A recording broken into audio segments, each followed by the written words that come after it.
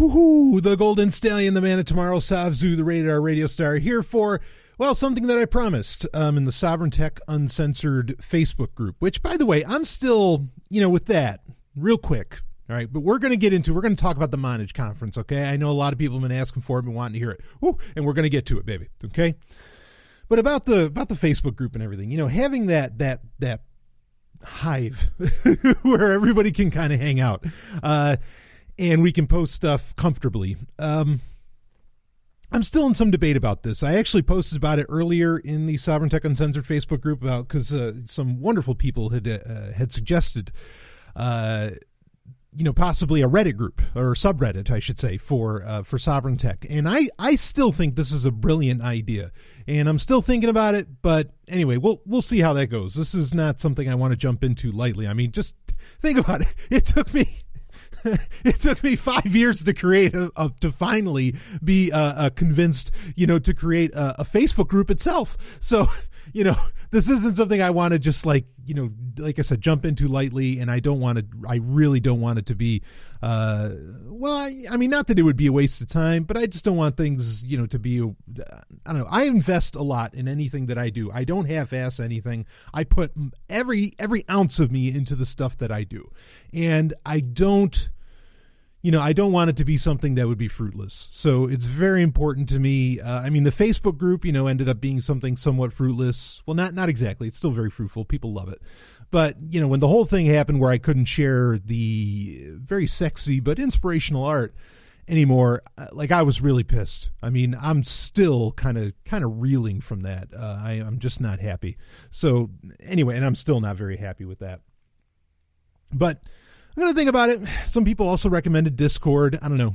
This is something that goes on. But understand that ultimately, while I love the patrons and all that, and I love all of you, ultimately, I'm going to go the direction that I want to go, because, well, okay, this is a huge conversation that I didn't want to get into at the beginning of a special that's about a conference. But if I just went with directions that, not the Sovereign Tech listeners of the crowd, you're the anti-crowd, and that's why I love you. But if I went with kind of the more democratic process, well, Sovereign Tech wouldn't exist, quite frankly, or it certainly wouldn't be what it is. Here's the thing. You ready? Here's a little bit of advice, because in fact, this is good. I'm glad that I'm doing this, because I'm going to tell you about a conference where a whole bunch of bullshit advice was laid out there, and a whole ton of bullshit was laid out. Okay. So the worst vice is advice. I certainly agree with that statement. But if I could, perhaps put some experience upon you, okay, in my, well, what am I, 36? Yeah. Okay. 36 in 6 or 7 months. I'm going to be 37. I can't handle this. But anyway, some people say that older men are sexy. I don't know. And 37 doesn't even feel old, but whatever. Here's a little advice for you. If you put yourself out there, and I've said this before on Sovereign Tech, but if you put yourself out there, whatever it is, or you're doing what you're doing, and if you do it long enough, okay, people eventually they learn to like it, or they learn to love you for it. Really, you could say, people could say for years about you, oh shit, wow, that guy's nuts. What the fuck is he talking about? What is he doing? But if you just keep going, if you're persistent, you have that one voice that I've talked about in the past, where across everything that you do, every way that you communicate, it sounds like you. Your writing, your speech, your podcast, whatever it is. Okay, if you put yourself out there long enough, believe me, sooner or later people love you. They love it. They just get it. Well, that's Brian. That's the Stallion. That's how he goes. And they understand. So, just, you got to put in the time. So many things can just happen when you just put in time, when you take the time, when think really long term.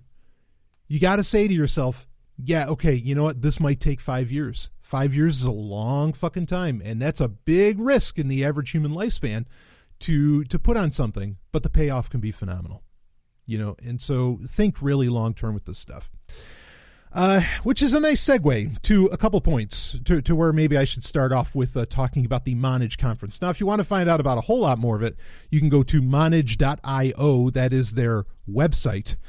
And I guess I should describe it a bit, but I'm just going to say this like right out of the gate. This is the main takeaway of this entire, it was a 3-day conference, went from October 24th to the 26th. It was at the Boston Public Library. The overall gist was these were a bunch of people. There were over 80 speakers. There was probably overall like 100 speakers during this, and it was all rapid fire. Like each speaker had approximately 15 minutes, and you went all day long. You went from 9 a.m. to 6 p.m. Okay, and more or less everybody had 15 minutes. There'd be some wiggle room in that, but in either direction. But anyway, and they would just keep talking. But all these speakers, the bottom line or the overall gist of what they were putting out there was they were thinking 5 years in the future. Now, I just got done saying that 5 years is long term for kind of the average person, and that's like a good time frame of which to think of when you're going to reach some kind of form of success. Okay, but the thing is that with a lot of times with the tech world, okay, if you're trying to get in on like major trends that are coming, 5 years is very, very short term. I mean, and when we're talking major trends, not just, individually in your life, and understand this is the premise that they're coming at, is that this is the future. This is the whole point of this fucking conference, is that, this is the future of everything. We're building the future, blah, blah, blah, which are fine words, but you got to be able to back them up. And none of these fuckers could, or almost none of these fuckers could back that up. They just got 100 speakers. And I mean, at best, maybe there's 3 or 4 worth their salt. Everybody here was thinking very short-term gains, as in like in 5 years, because a lot of the topics, okay, were about chatbots, artificial intelligence, and blockchain somehow got wrapped up in there when I don't think anybody really gave a shit about that. Well, there was a lot of people that gave a shit about it, but only because... Well, I'm not. All right. I'm going to save that. But anyway, so you had, communications in general, internet communications in general. And like I said, there was AI, chatbots, messaging, blockchain, and that was the primary gist of everything that was going on there. Some people who were trying to push music a bit, which was fine. But anyway, so somehow these topics all kind of came together, and I get it how AI and chatbots sort of come together. And yep, chatbots are a part of messaging, so messaging is there. Yeah, everything's trying to get put on blockchain, whether it's a good idea for it to be put on blockchain or not. So I kind of understand why blockchain was there. So, but the first day, okay. In fact, I haven't even talked about what capacity that I was there in, and maybe I should do that. Okay, but you got the basic idea of what all these guys were talking about. And we'll reiterate the important points as we go along in this podcast. So I was going there as kind of an independent contractor for a woman that I think she is absolutely wonderful. Just one of the best people on planet fucking Earth. I consider her a great friend. I've worked with her in the past. She's a joy to work with. But anyway, I was there, to help out, to help her out. So I wasn't there. It wasn't there for me to be there as the Golden Stallion or something, because admittedly, I probably wouldn't have gone to this event if I was, because it just, I could just tell like the names and the crap that was getting schlepped around. I mean, yeah, it just felt skeevy, and I ended up being absolutely right. That it was. So, but I was there, and it was fine. And I was really, like, honestly, I was trying to be very discreet. I was trying to not be me. Okay. I wasn't even, I mean, yeah, of course I'm going to wear all black, but I wasn't wearing any of my signature, shall we say, more, what's the term I'm looking for? More not insightful as in, that's a nice insight, but as in INCITE. I wasn't wearing here we go. I wasn't wearing my more controversial clothing. I wasn't there in a hoodie. I was dressing up just like everybody else was, minus the tie, I guess. But anyway, I was doing my best to fit in, to not be a big deal. Now, unfortunately, when people from the blockchain space show up, they know who the Golden Stallion is. And so some of them, even though I wasn't even registered as Brian Sovereign, some of them are like, Brian Sovereign, what are you doing here? And then they're introducing me to all of these names and everything, saying, it's like, hey, this guy, you got to understand, this guy is one of the originals. I mean, they're calling me like an OG cypherpunk, which I am not an OG cypherpunk, but I appreciate what they were trying to say. Just saying, look, this guy's been in this stuff, before any of you ever heard of shit.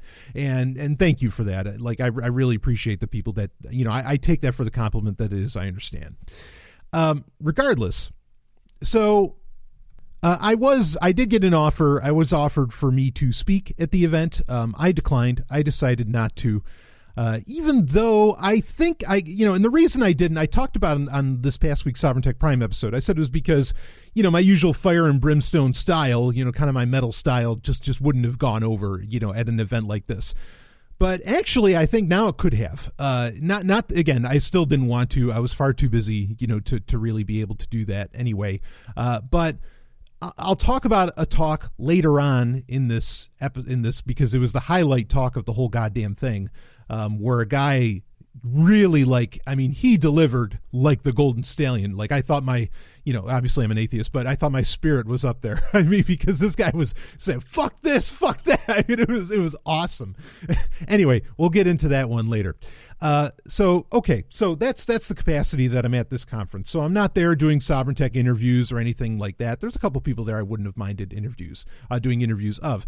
So Monage overall, like I said, it's about internet communications, chatbots, blockchain got tossed in there, and artificial intelligence. Now it's being put on, largely run by. This has been a series of conferences. Like, it's kind of like there used to be Inside Bitcoins used to be a conference, right? And it was like you'd have one every 6 months or something. This is the same idea, just it's called Monage, Monage, and it's run by a guy named Jeff Pulver. Now, some of you may recognize the name Jeff Pulver. He is somewhat of a name in the tech world over the past, few decades. This is one of the co-creators of VoIP, of, voice over IP. He was the CEO of Vonage, of the company Vonage, which most people probably, don't really think of anymore, but for a little while was a very big deal, certainly. And, TV commercials, the whole thing, it was rocking and rolling. So this is a guy who, and at this event, they did do a celebration of what they call 20 years of VON being, voice over network. And this is a guy who, was very much essential to, and he made a point, actually, they did this 20 years of VON panel because their first VON conference that they did, I guess, was in 1996. Now it's 2017, so close enough. And he had like his old buddies up there, some other actual, big names in the whole space as well, like Jacob Nair David, who, ran Delta 3, who did one of the first VoIP calls, or who did the literal first VoIP call into Jerusalem. And I remember hearing about this, and they had to shut down, they had to, the Israeli government, because data connections into Israel at the time, this has been in the 90s, where all of that was so slow, to be able to pull off the call, they had to shut down the rest of the network in the country, the rest of the, for lack of a better term, the internet in the country. It's a pretty wild story, and he recounted that. But anyway, so during this the 20 years of VON panel, he made a point. Jeff Pulver made a very, very pertinent point that without voice over, without VoIP, you would never have music streaming. You wouldn't have video streaming, because VoIP made a lot of that very possible, to where you could, hear any kind of sound on the internet.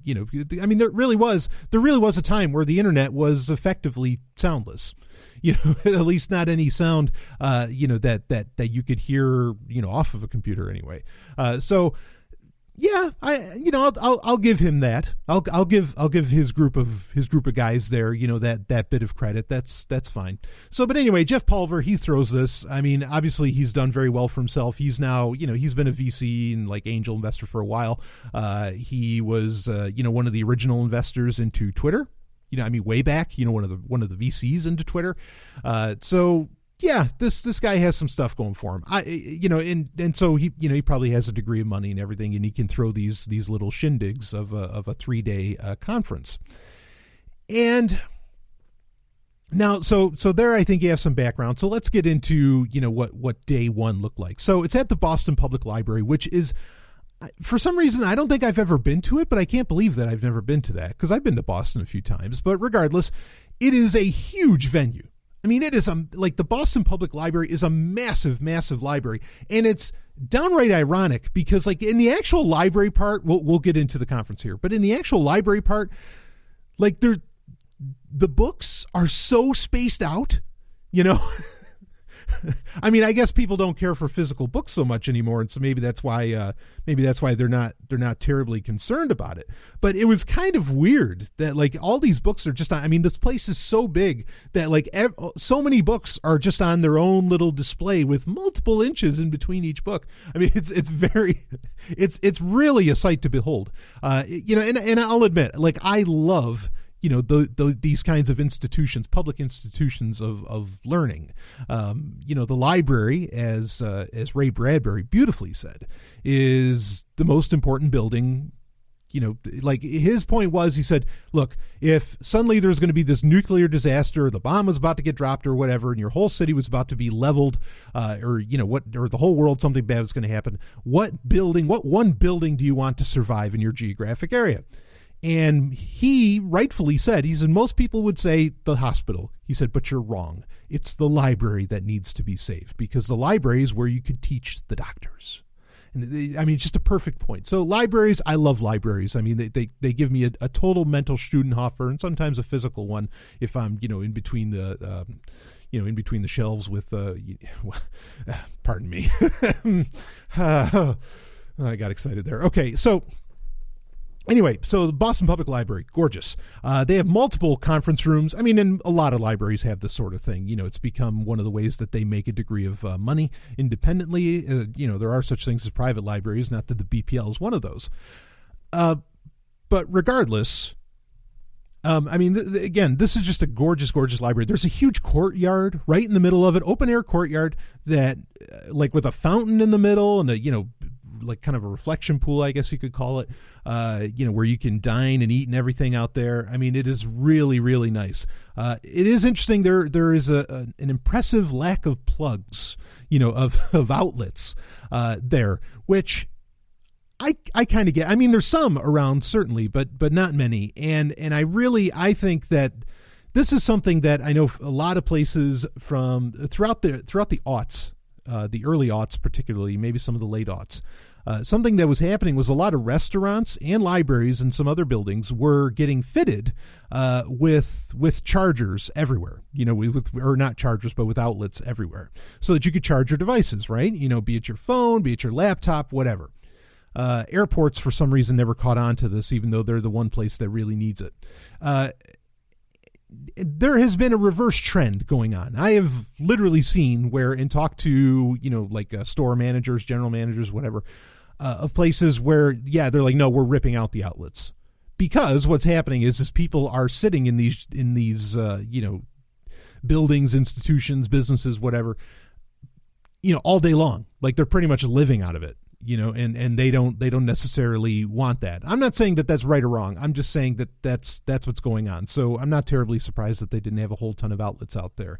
At the same time, doesn't exactly matter, because now you can get devices, you know, with battery lives in the days, you know, that register in the days if you need to. So anyway, beautiful place. I mean, you might think it's funny that a conference is being held at a library. Absolutely not. It was just a stunning venue. It was a great choice. Yeah, just wonderful. So, okay. So let's get into day one. Now, this venue, again, is so huge that there's, again, 100 some odd speakers. There are multiple tracks of talks going on. You know, there's, what do they call it? Breakout talks or whatever, where you have, they had at least like 4 rooms where people would talk. Kudos to them. The coffee just kept on flowing. They had coffee everywhere. They had snacks and all that stuff. Didn't have any soda, whatever. But they just coffee's fucking everywhere. I mean, so if you need to be caffeinated, you could be caffeinated really, really well. And I'm not going to cover the work necessarily that I was doing there. I want to talk more about what was being presented, what was put on display at this place. But bottom line, that was nice that there was coffee all over the place, because I mean, I'm an absolute addict, and you know, I just want caffeine. You know, just mainline me already. You know, just give me the IV, have it go right into my arm, and yeah, I mean, and I'll be ready to rock and roll. So just don't put it on my ass. That's only for stupid people. regardless, anyway, so yeah, that was great that all that was there. The smaller rooms, and there was like there's one large room.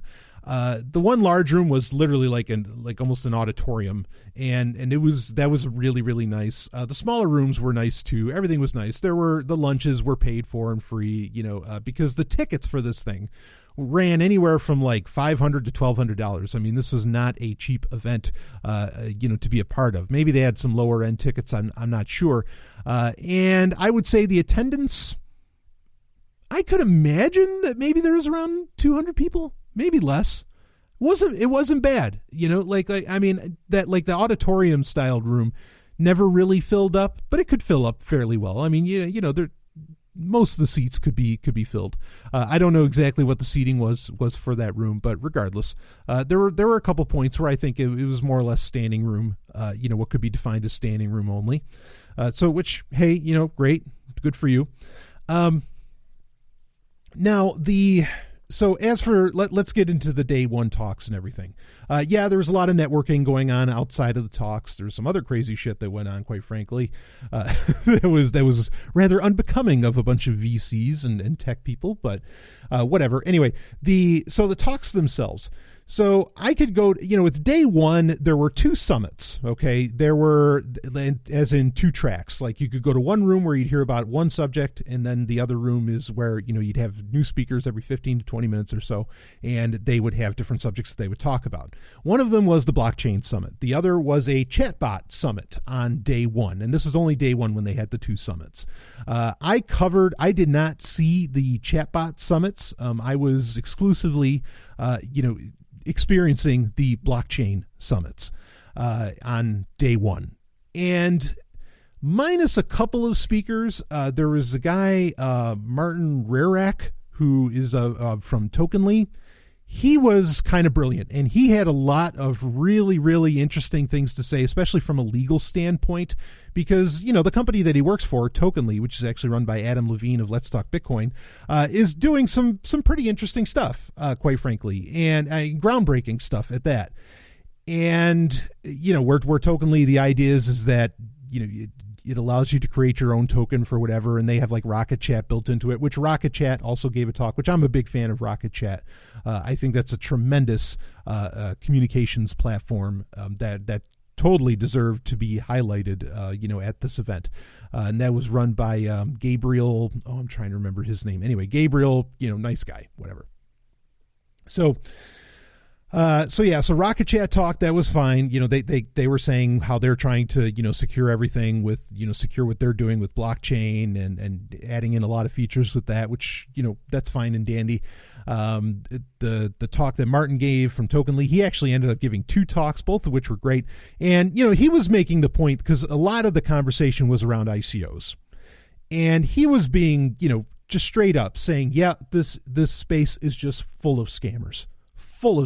And it was so great to hear that, but he was saying, yeah, it's full of scammers. And he said that he felt that, the SEC or whatever government body, whatever regulation body is going to be, dealing with ICOs, they're going, like anybody that's scamming is really they're going to get hurt. Like they're not going to, get through all of this stuff unscathed. They're not going to be able to just take people's money.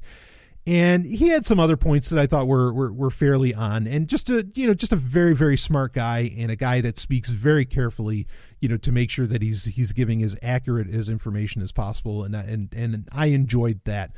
He almost opened it up. I mean, he was like the second talk. And I think that was a fit thing to do, because he was one of the few people there that are legit. Like that can legitimately talk about with intelligence and with actual information and experience on anything that was going on there. Because a lot of the people that were there talking about blockchains, I think, were absolutely full of shit, and they were assholes, frankly.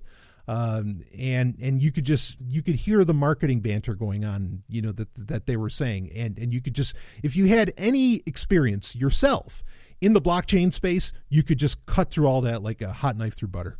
And you could get right to the core of everything they're saying. And all they're saying is, we want to take your money and you never see it again. Really. Or they were doing the bullshit of, yeah, let's put this on blockchain because, oh yeah, blockchain just makes everything instantly better. No, it doesn't. And there's a talk I want to mention, that really highlighted that point. So anyway, yeah, so the blockchain talks were somewhat interesting, as far as that goes. Rick Willard, who is behind Global Blockchain Ventures, who I also think actually, I don't know that I can necessarily call him friend, but we are men of similar ilk, shall I say? I mean, this is a guy who, unfortunately, I hate to say it, like he stands out at a lot of these events because he's like one of the only, and this isn't a problem with him. This is a problem with, I think, a lot of the industry. He's one of the only black guys there, like at any of these events. I mean, and he just stands out. But we're, shall we say, he and I are fans of each other's work. Okay, we appreciate each other, and we've had conversations here and there. And in fact, when he saw me there, he kind of was like, "Whoa!" He says, "Stallion, this isn't exactly your crowd. What are you doing here?" Because he knew I'd be calling bullshit on everything that these people were talking about. But he's a VC. He's really knee deep in this space and is really If there are blockchain technologies succeeding, to some degree, I'm sure he's had his hands in those pies. So he had fair things to say, overall, and then. Yeah, I mean, like it's sad because the only people that I really remember are the ones that had like something remotely okay to say, and I'm already kind of listing them off. But the bulk of the conversations that were being had was just saying, all right, let's take this ancient technology, like they're talking about voice over IP, or they're talking about chatbots, or they're talking about whatever, and they're saying, all right, let's just put this on blockchain. Like that was kind of the gist. Or they were talking about, all right, let's start an ICO. I mean, even Jeff Pulver announced he's going to do like a Monage coin. When, like, have you ever heard of Monage before? Do you have any care at all about voice over IP? I mean, seriously, like be straight up. It's such bullshit that there's going to be like a conference is going to have a fucking coin, a conference series. Holy shit. I mean, and this is the problem, is that like there was almost no negative talk whatsoever about the current state of the industry. It was all just very positive. And it was selling. It was just selling everybody a bunch of bullshit. I want to think of like some specific examples. Well, I'll tell you something that's really crap, and I want to talk more about day one, but I want to tell you something that's really, really crap with what they're putting out there, or what they didn't put out there. So you had a lot of talk about chatbots and AI, and Alexa got mentioned quite a bit, and that's fine, and whatever. And like one of the things, and this would have been like on day 2, where this conversation came up more. On day 2, there was a lot of talk about, hey, look, messaging and chatbots, these are all going to be like, this is going to be the enterprise space in like 5 years. Like this is going to be, Alexa is going to be in business, blah, blah, blah. And I'm not saying that that's not true, but to concentrate on chatbots, like specifically, or to concentrate on voice UI specifically, is like I mean, you're really okay. In 5 years, these things are going to be reality, but that's actually not the overall trend. Like there is a literal, in fact, Rick Willard brought this up. He says, there's the difference between phase shifting and paradigm shifting. Like paradigm shifting is this huge shift, like the internet might be considered a paradigm shift or something, as to where he claims blockchain, and I kind of agree with him, is a phase shift.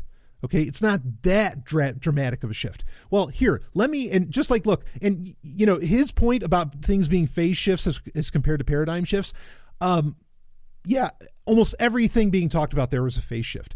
You want to talk about a paradigm shift? Mixed reality is a paradigm shift. Okay. And this is what's really, really interesting that was going on there. There was almost no mention, and I got to say this again because I keep getting accused of this. I am not a Microsoft fanboy. I am telling you though that Microsoft is the ones, talking about building the future. They're the company that's actually fucking doing it. And guess what? Their Q3 results came out. They're doing $20 billion on cloud.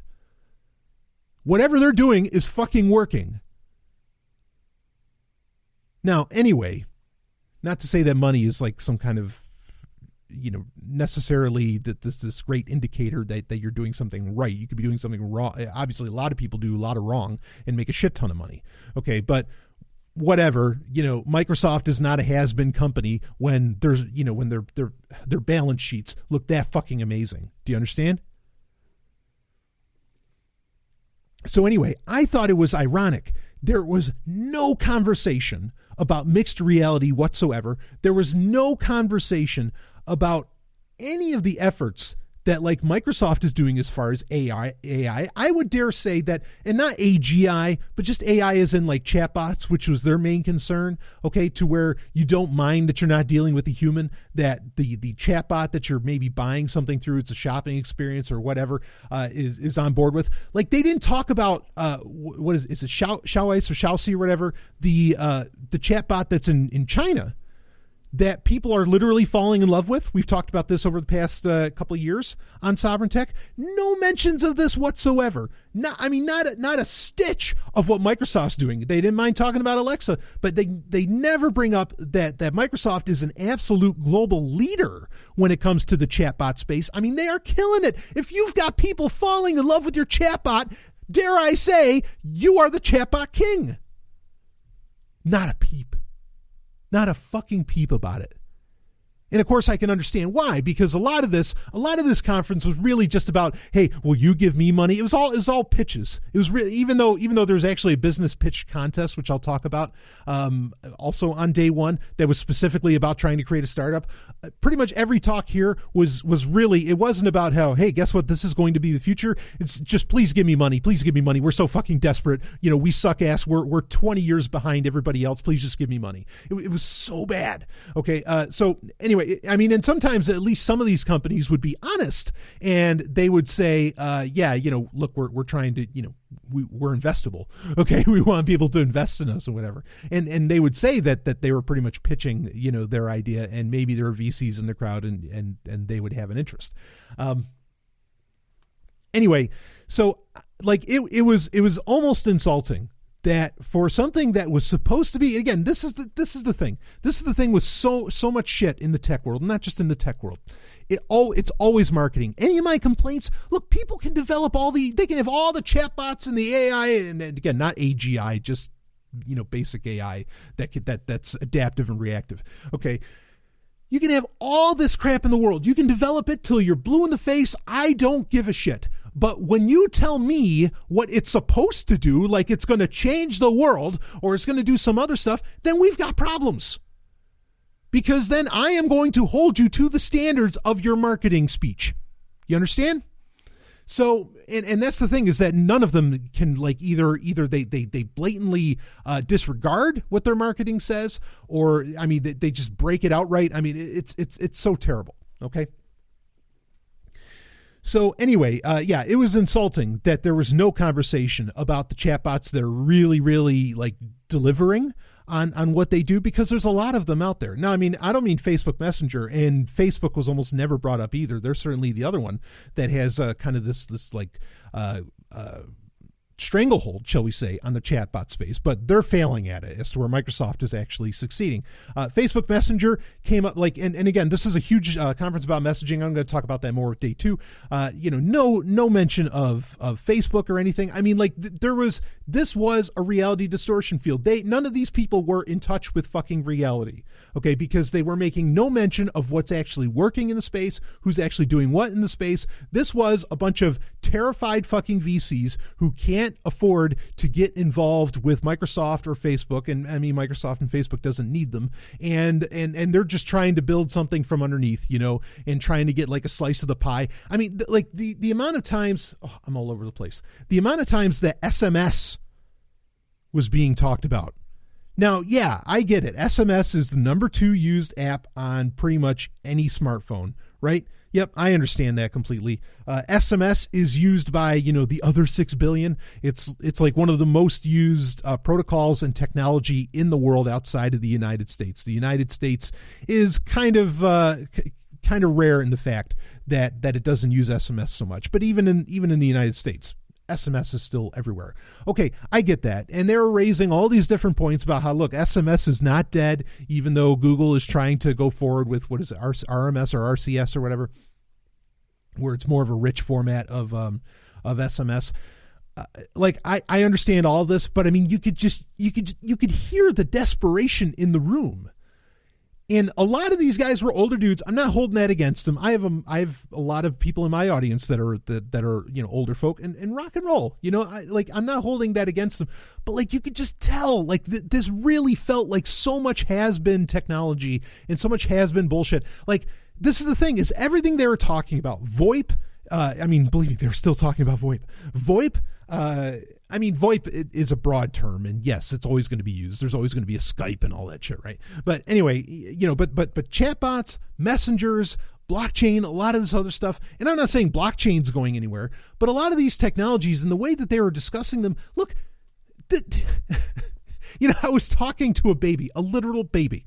Okay, a couple weeks ago, a baby. It's the daughter of a couple of Stephanie and I's one of a couple of our good friends, and the baby was staring at my laptop, and I looked at her and I said, "Yeah, it's get a good look. These aren't going to be around when you get older."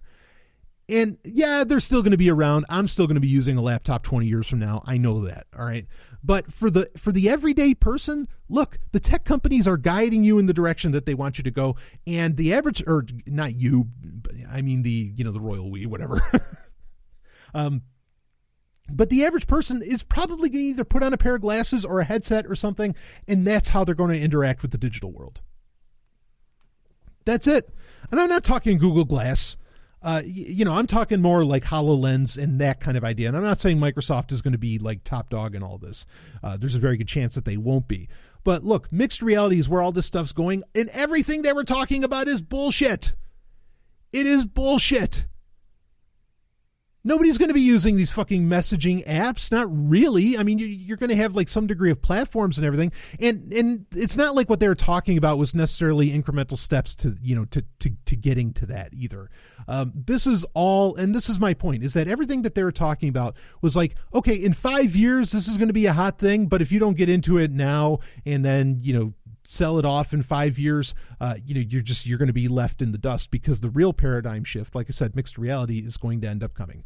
And not just that, but there was so much talk about, how do we work with regulations? How do we do that? Look, the technologies that are going to make people a ton of money and they're going to actually free people and change the world and help people, you probably won't even be able to buy them. They're going to be open source. They're just going to be out there available for free on whatever platform it happens, whatever cross-platform system you want to use, whatever.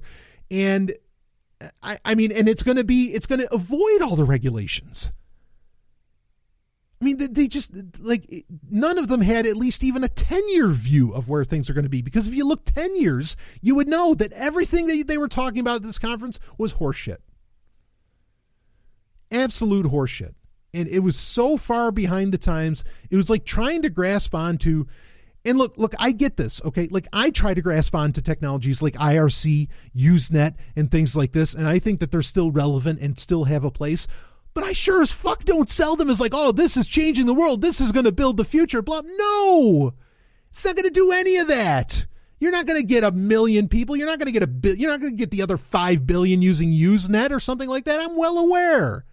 I know that it's niche stuff. It was so bad. Everything that they were talking about was so far behind the times. There's and even the subjects, like I said, like chatbots, whatever. Fine, talk about it. But then let's talk about where the industry's really at with a lot of this stuff. And they completely ignored it. Like I said, they wouldn't talk about Microsoft for a second. They refused. They absolutely refused. They wouldn't talk about Facebook Messenger, because in Messenger you find out, holy shit, they're failing. Especially as a shopping experience, it's just not working. And it's likely not going to start working either.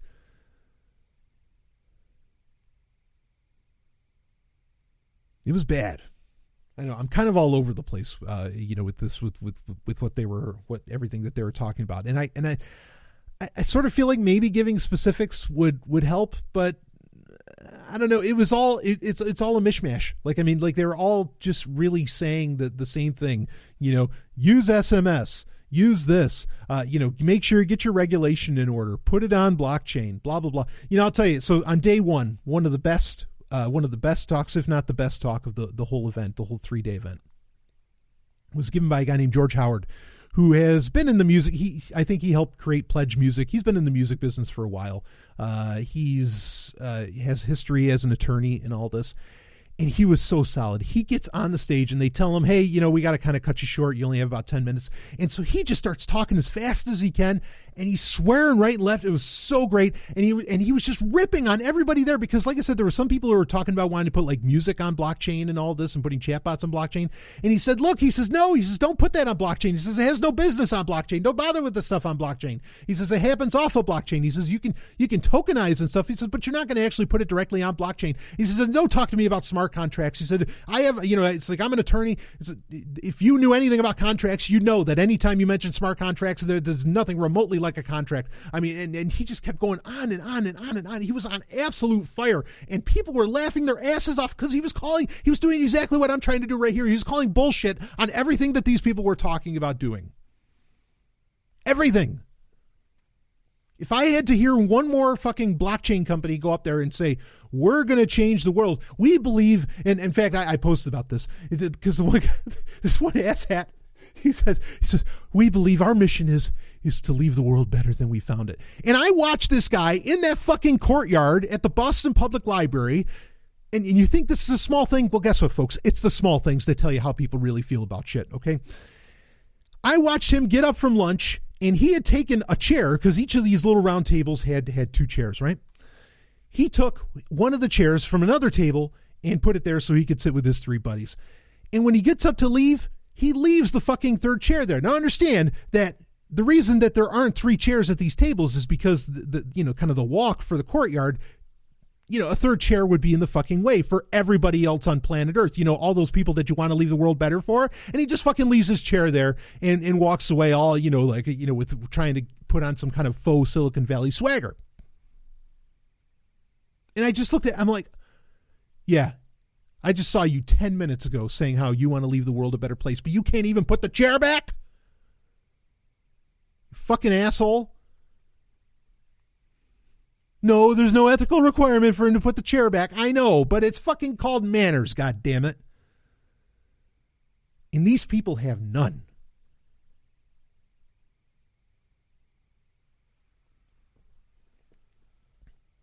I swear, like, I debate whether half these people are even human. I mean, they're so lost in their technobabble and in all this shit. I mean, and you can just hear it. They're dying to just screw the consumer.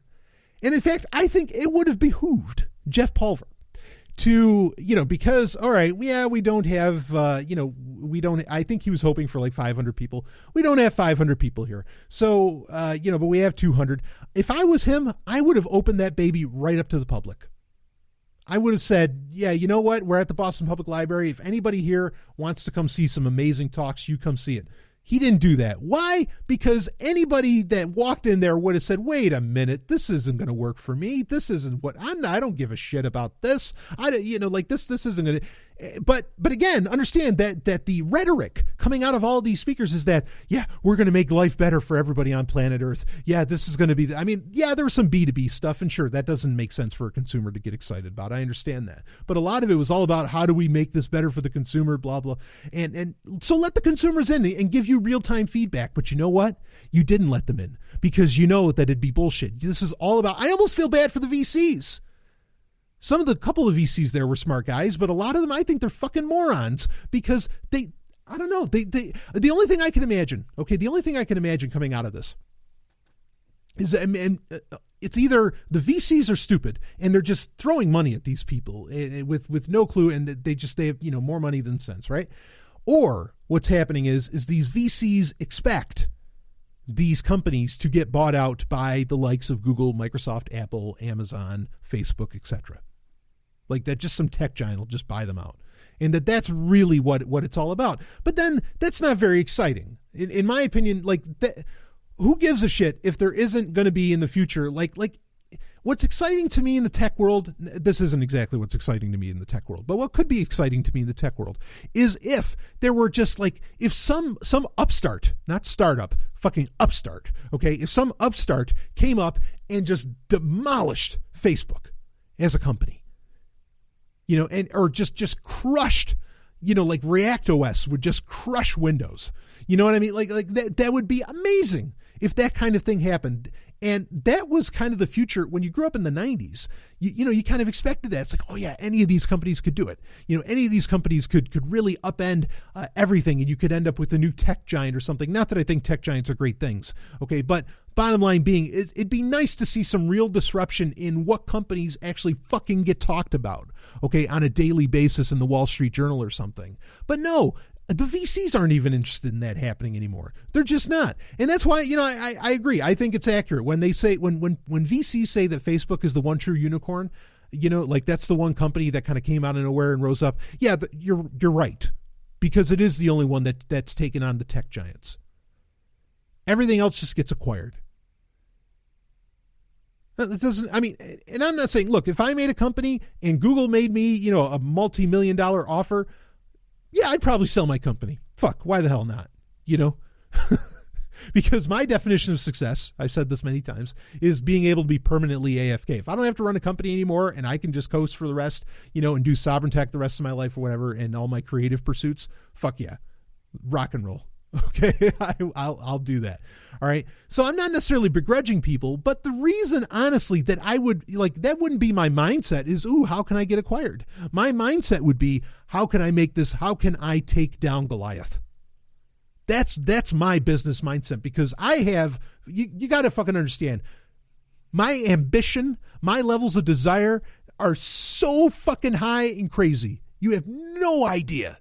Well, maybe I have an idea. A lot of people compliment me on this sort of thing, but yeah, I'd be going, you know, pardon my language, I'd be going for the jugular on every tech giant out there. And that's not what these people are going for. And that's depressing in itself. So either way, it's depressing that the VCs are fucking morons and they're not throwing money in things that would last, you know, or that are actually going to even really fucking do anything.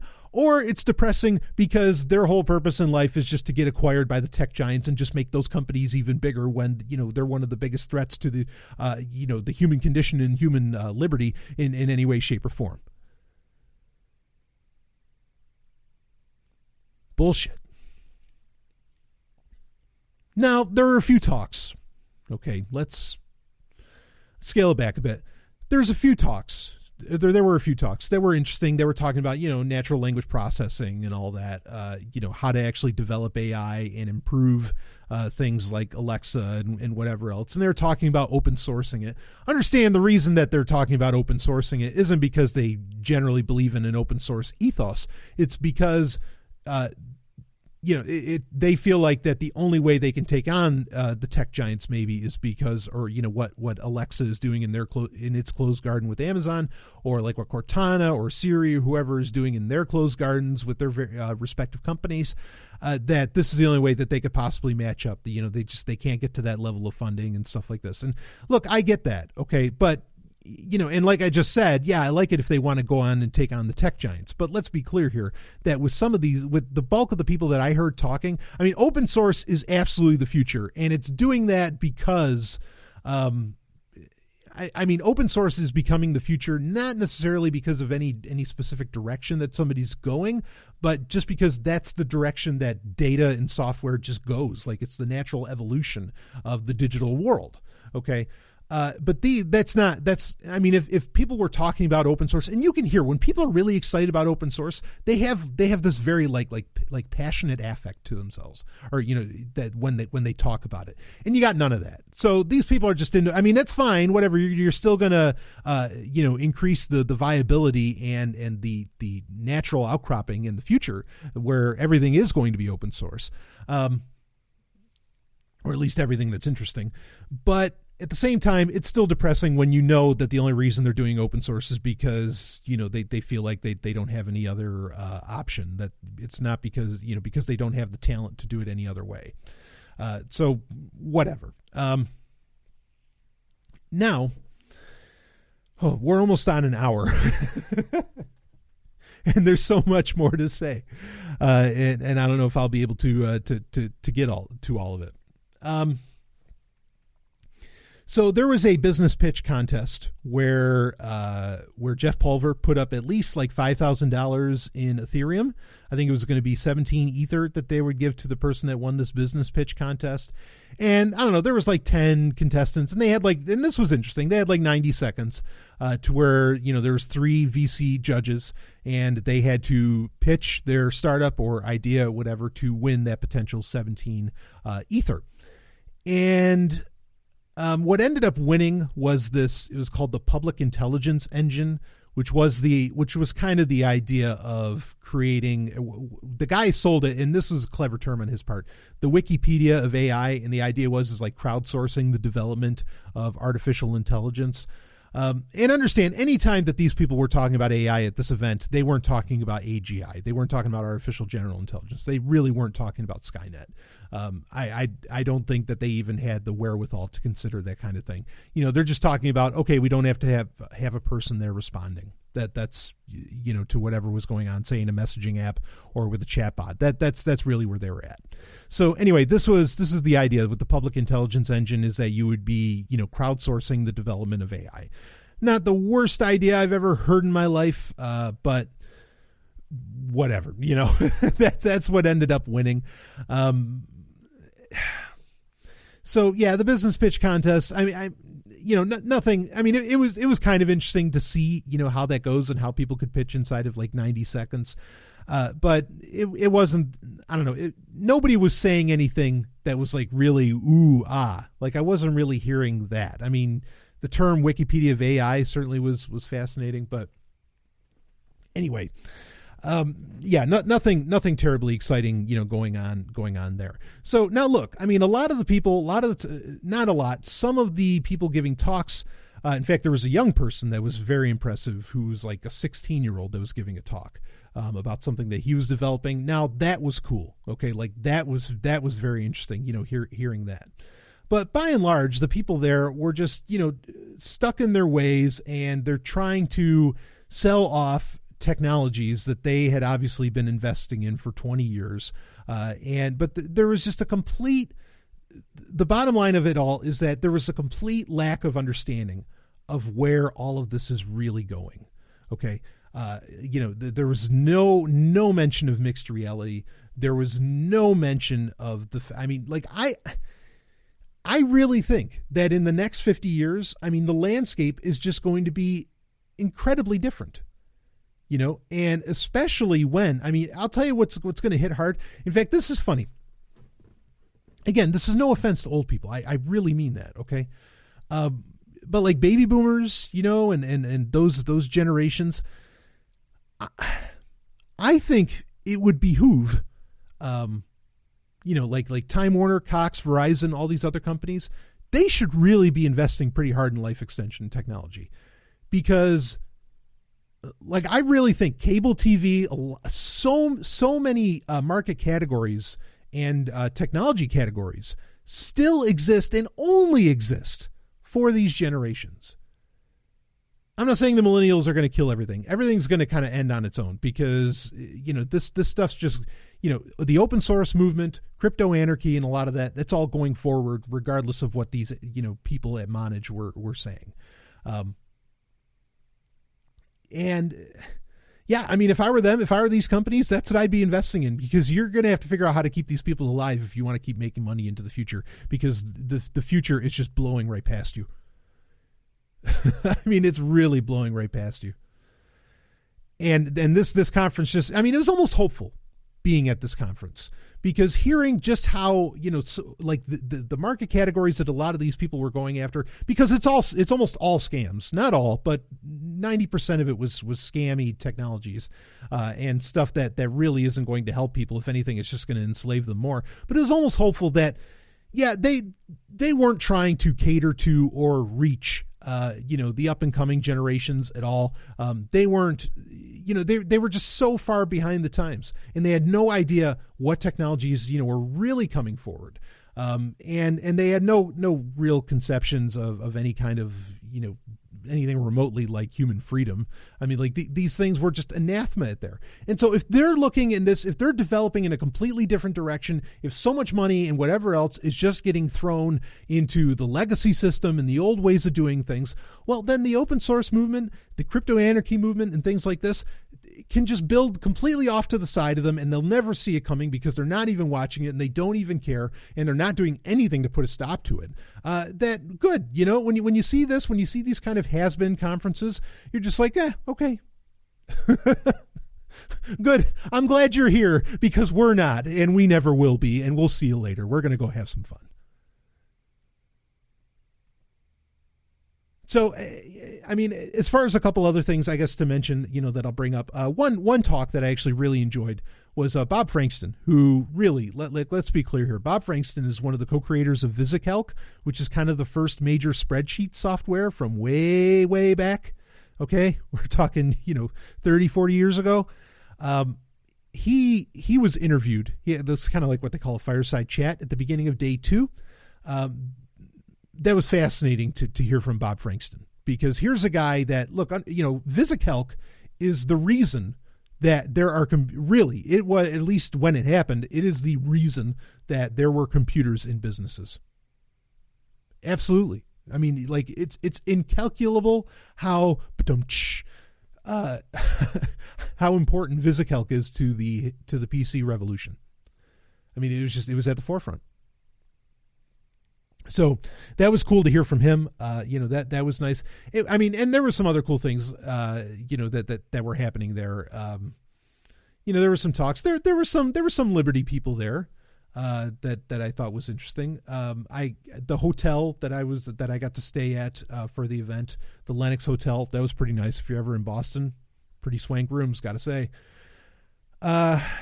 Yeah, I mean, I could talk more about like what happened outside of the conference, but then that's getting into a little more personal stuff, and we won't go into that. So anyway, so yeah, but whatever. The conference, just bottom line, understand that even outside of the tech giants, I mean, the tech giants are really steering the ship of where a lot of technology for the average consumer, understand the average consumer, is going. The competition outside of the tech giants is just years behind.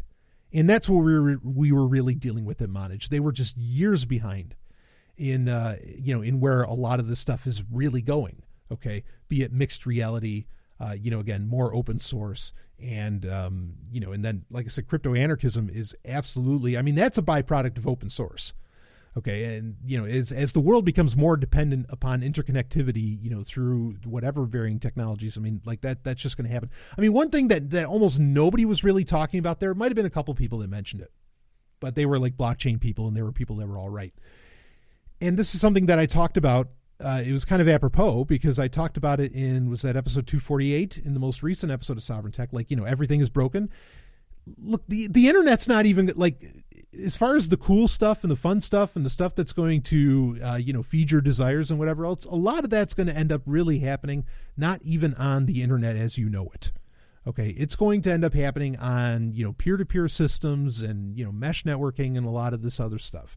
Okay. Because eventually, like what's happening right now, and this is one of the major points that this whole conference missed, is that what's happening now is you are getting a siloing of communications on the internet. Now, I don't mean that everybody's getting stuck in Facebook Messenger. What I'm saying is that people are willfully choosing to go to subreddits, groups, whatever. They want to get into smaller and smaller social circles. They really do. It's the opposite of what most people think is happening, where everybody's actually getting into bigger ones. They're actually starting to get into smaller and smaller and more niche and niche and niche.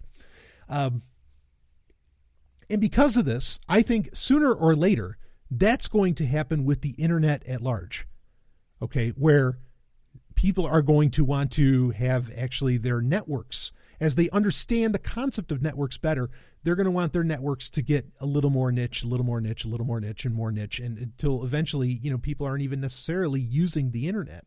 One of the important points brought up that at this conference, and it was actually during a video streaming talk that had nothing to do with the rest of anything that was going on, which is maybe why it was interesting, was because it was, they were saying that, look, like video streaming actually doesn't happen. Like Netflix and all that stuff doesn't actually happen on the public internet. It happens at the last mile. And so a lot of things that people are really excited about, a lot of the technologies that they want to get access to, or that people consume, say via what they think is the internet, actually isn't the internet. It's not happening there. In fact, when you try to do like full on video streaming on the internet, it crashes, like what they tried to do with the Super Bowl. Like it literally crashed the entire internet because it can't do it. So video streaming, a lot of this other stuff happens actually locally at the last mile at your cable provider, not on, the big servers and with the internet and everything. So the internet itself is really like, I think this is definitely happening where it's going to get replaced. And for some, it'll be more into mesh networking things. For others, it will be some kind of replacement for the big bad internet that's using QUIC instead of TCP, for HTTPS, right? I mean, like that's kind of the direction that these things are going. But understand that people outside of the tech giants or outside of the open source movement have no fucking clue that that's the direction that things are going. So like I said, it's almost hopeful because the less that the eyes are on where the real exciting changes are happening in technology and in the ways that it can really free people up and all that, like with, to some degree, that blockchain really can do, when you talk about like the blockchain technologies that are really working, like Bitcoin, Zcash and, Monero, Zencash, and all these different ones, awesome. Okay. Like, don't pay attention to us because we'll just be building the future over here and you'll be, behind the times. So anyway, I think that'll do it for this little episode. That's my review of the Monage conference. In one sense it's depressing, in another it's incredibly hopeful. But yeah, there's my take on the whole thing. And I'll tell you, the bulk of what's happening in blockchain, it is so this reiterated because they really tried to invite a lot of people into blockchain. They had Anthony Diorio there, who's one of the main guys behind Ethereum. Even he says, this stuff's going to snap back. Like the present, propositions and growth and things going on within blockchain technologies. He said, it's not sustainable. This is not going to work. And a lot of it just isn't happening. Be very cautious. There's reasons to be excited about blockchain, but it is not this, keep it in its place, I guess is my point. Because what people were promising at this conference and what they were recommending doing it was just so many terrible ideas. Not all, but most of them were just absolutely terrible ideas. I've said this for years. There's points where servers make sense, where you don't want it on a blockchain. That's just a reality. Like blockchain is just, it's not the entire pie. It's just a piece of it. There we go. So anyway, that's what I got. One thing. Okay. All right, here, I'll leave. There was one good piece of advice that I heard, that I thought was actually a little bit brilliant. During the 20 Years of Von panel, Jeff Pulver made a comment where he was talking about, he had whatever kind of idea that he had that had to do with, it was a experiment he was doing with modems. He said it was a brilliant idea. He said, but it didn't take off because it wasn't scalable. But what he was working on is part of what led him to developing VoIP. Okay. And the quote is that, even if what you're doing isn't scalable, keep doing it because you still might be the most disruptive person in the room. And I think that, I'll give him that. That was a little moment of brilliance on his part, because, just because a technology is not scalable, who gives a shit? Theoretically, or technically, I guess I should say, I don't think Bitcoin's scalable. That's why there's all these hard forks going on, right? Because it's really not scalable. Like in its raw form, it doesn't work. But that's a good thing. It doesn't need to scale. A lot of technologies, stop thinking that technologies need to go large scale. A lot of them can keep at a very small scale, and you could be the most disruptive technology out there. I think Pulver was right about that one. I'll give him that. I'm going to steal that quote from him, actually, because I don't know if anybody else heard him say it. So, no, I'll give credit where it's due. I just don't want to mention his name because I'm not entirely pleased with the guy, but that's another conversation. So anyway, there you go. Yeah, if you're developing something and you're like, oh, how can I scale this? Maybe don't scale it. but you could still be one of the most disruptive technologies in the world. So there's another little piece of hope for you. Anyway, that is it for this little episode, and of course more content will be coming out over the next few days. New Sex and Science Hour, new Sovereign Tech. I will see you on the other side.